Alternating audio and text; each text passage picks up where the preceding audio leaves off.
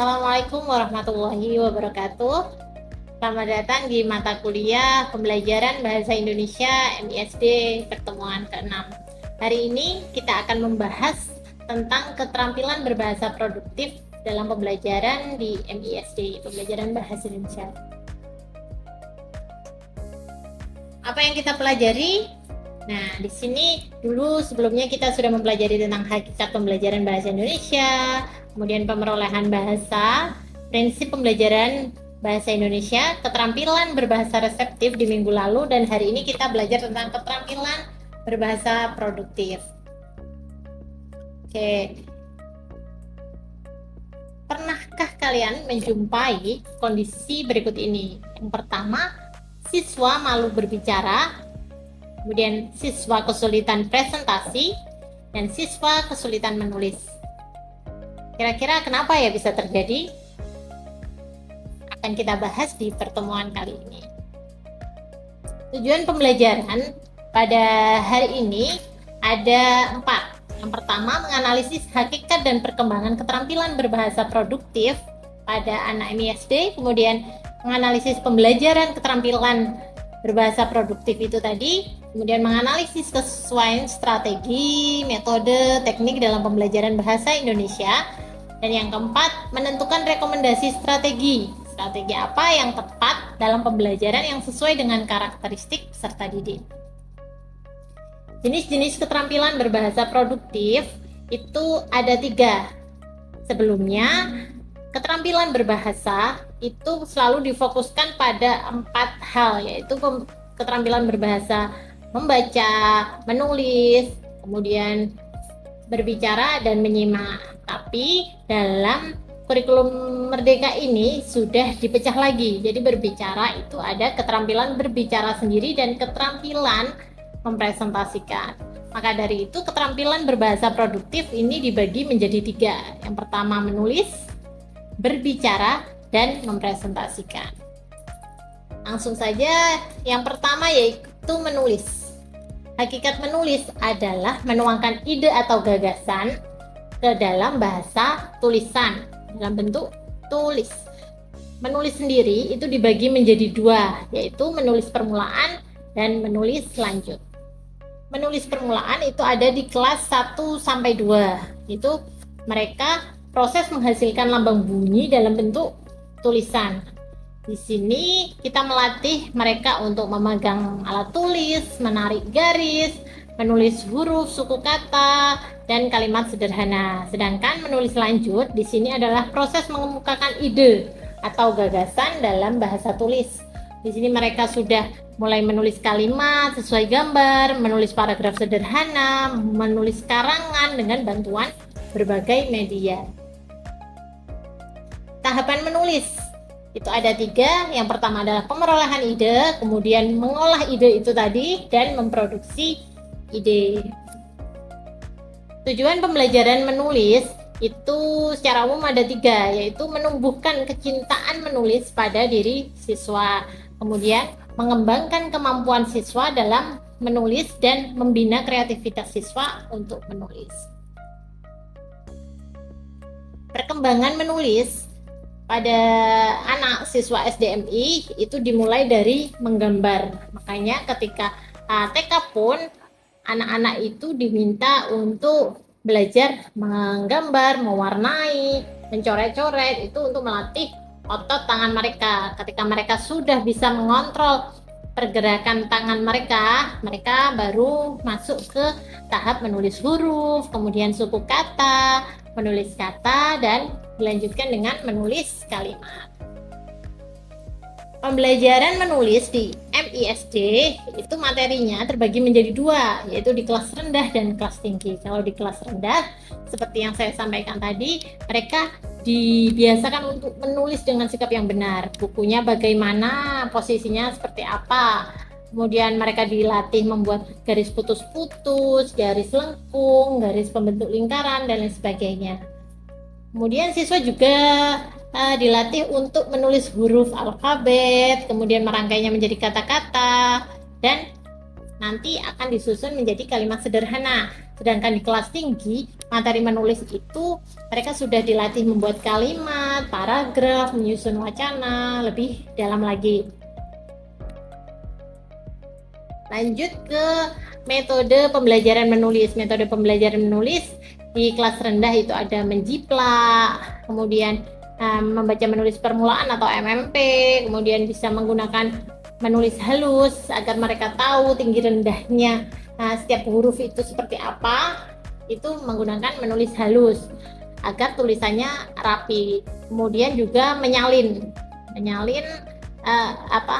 dari gambar atau tulisan guru yang ada di buku. Kemudian di kelas tinggi itu ada think top white, kemudian picture and picture, dengan bantuan gambar mereka mendeskripsikan dalam bentuk tulisan, kemudian ada lagi melengkapi kalimat, menceritakan sebuah peristiwa dan pengalaman nyata.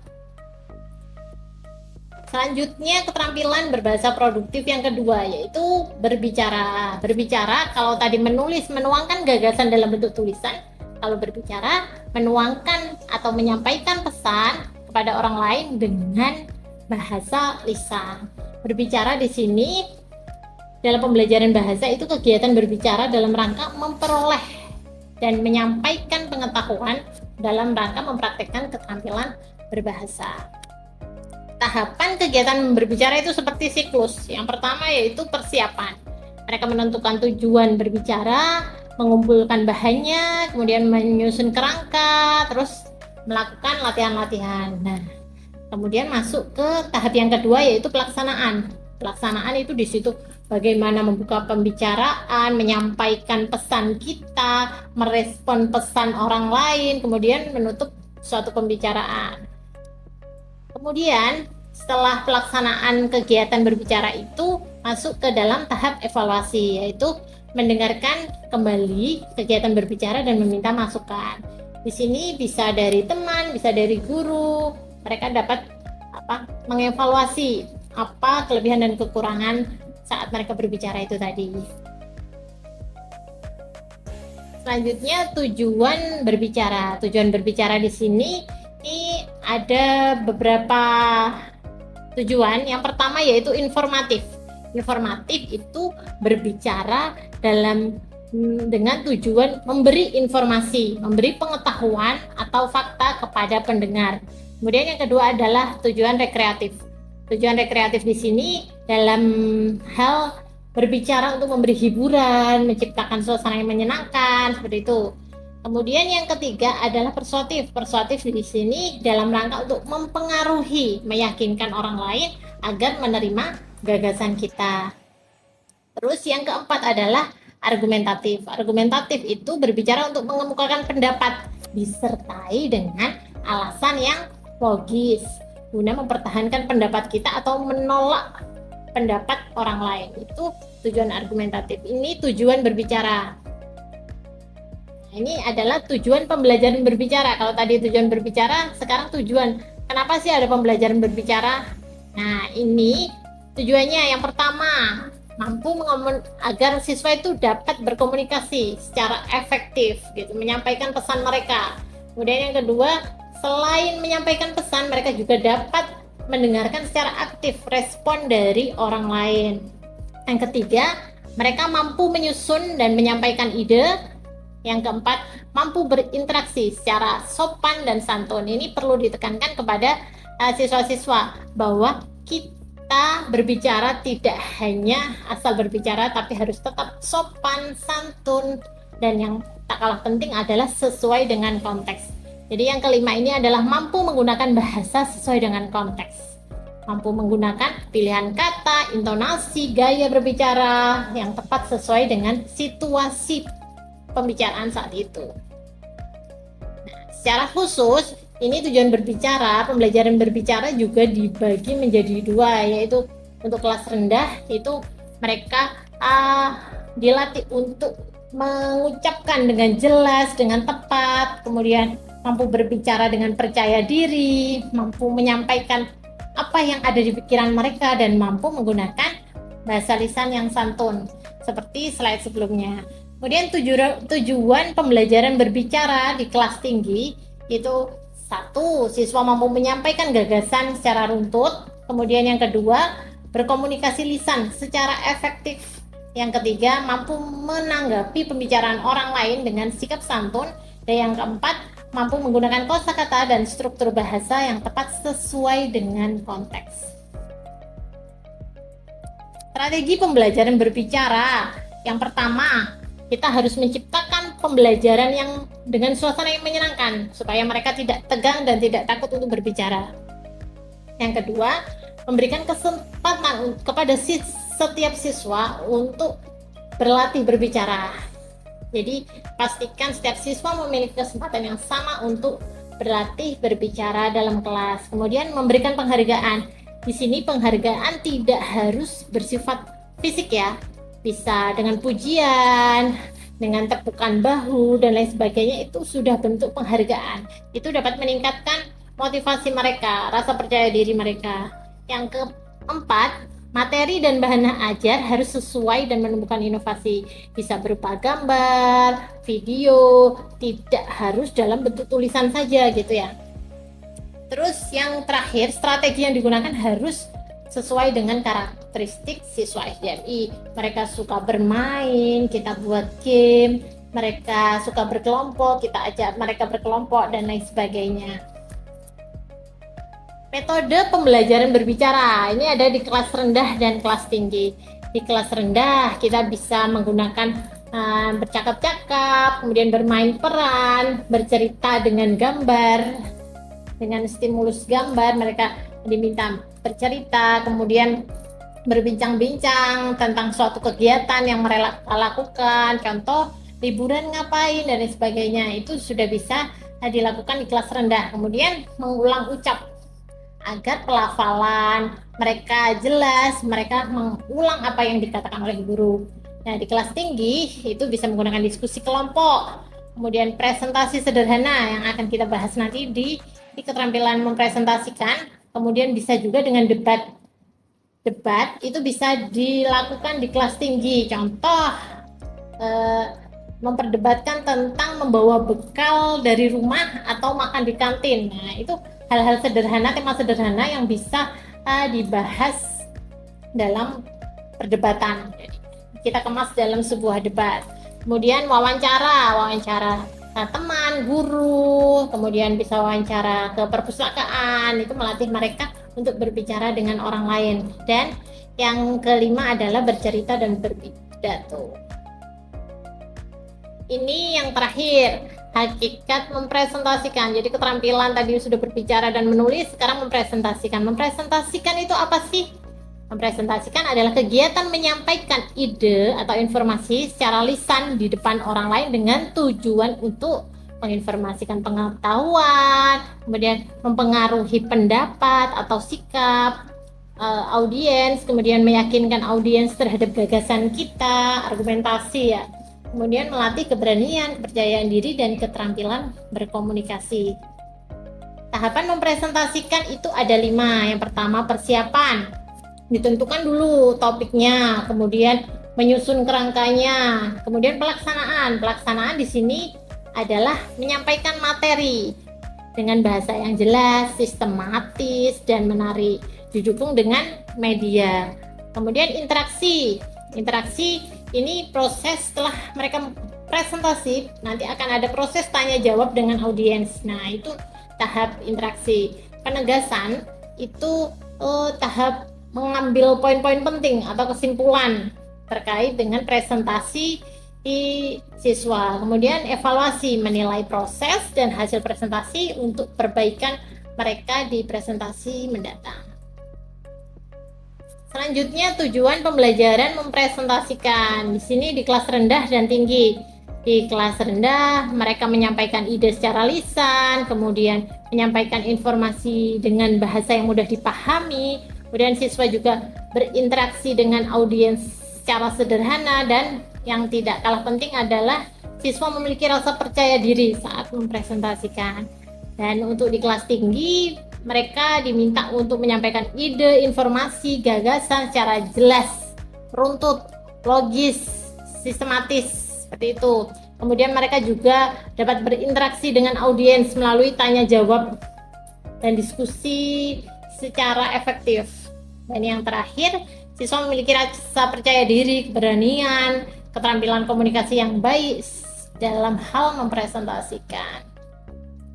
Apa sih strategi yang tepat untuk pembelajaran mempresentasikan ini yang cocok? Itu ya pasti yang sederhana, menumbuhkan percaya diri dan menyenangkan. Yang pertama, bisa menggunakan media yang menarik, bisa berupa gambar, poster, benda konkret, itu bisa digunakan. Mereka diminta mempresentasikan apa yang ada di media itu. Kemudian melatih presentasi dengan bertahap. Jadi mulai latihan di kelompok kecil, kemudian baru mereka presentasi di depan kelas agar tidak takut seperti itu. Kemudian yang ketiga adalah menggunakan bahasa yang sederhana. Menggunakan bahasa yang sederhana di sini menggunakan bahasa yang mudah dipahami, jelas dan dipahami oleh audiens sesuai dengan usia siswa. Dan yang keempat adalah memberikan contoh. Guru memberikan contoh kepada siswa bagaimana sih cara presentasi, kemudian menjelaskan juga bagaimana sih tahapan presentasi, baru mereka mempraktekannya. Yang kelima adalah memberikan penguatan dan apresiasi. Ini sangat penting untuk siswa SDMI. Kita bisa memberikan pujian, bertepuk tangan, kemudian bisa juga memberikan penghargaan kecil. Itu agar itu tadi motivasi dan percaya dirinya mereka naik. Metode mempresentasikan, metode pembelajaran bisa pakai, kalau di kelas rendah bisa pakai show and tell. Mereka membawa barang kesukaan mereka, kemudian mereka menceritakan apa itu di depan kelas. Kemudian bercerita berdasarkan gambar, kemudian demonstrasi sederhana, melakukan sesuatu dengan langkah-langkah sederhana, kemudian presentasi hasil karya mereka. Itu bisa digunakan di kelas rendah. Kalau kelas tinggi, itu sudah bisa presentasi kelompok, mempresentasikan hasil diskusi mereka dalam kelompok, kemudian bisa pakai gallery walk, jadi menampilkan karya hasil kerja, lalu teman-temannya nanti berkeliling dan memberikan tanggapan. Kemudian bisa think, pair, share. Di sini mereka berpikir, berdiskusi berpasangan, kemudian setelah berdiskusi itu tadi mereka mempresentasikan di depan kelas. Nah, ini bertahap. Kemudian bisa pakai PBL, problem based learning, jadi menyampaikan solusi atas masalah yang kita berikan kepada mereka. Nah, nanti mereka presentasi kira-kira solusi dari mereka seperti apa. Nah, mereka mempresentasikan di depan kelas. Juga bisa menggunakan project based learning.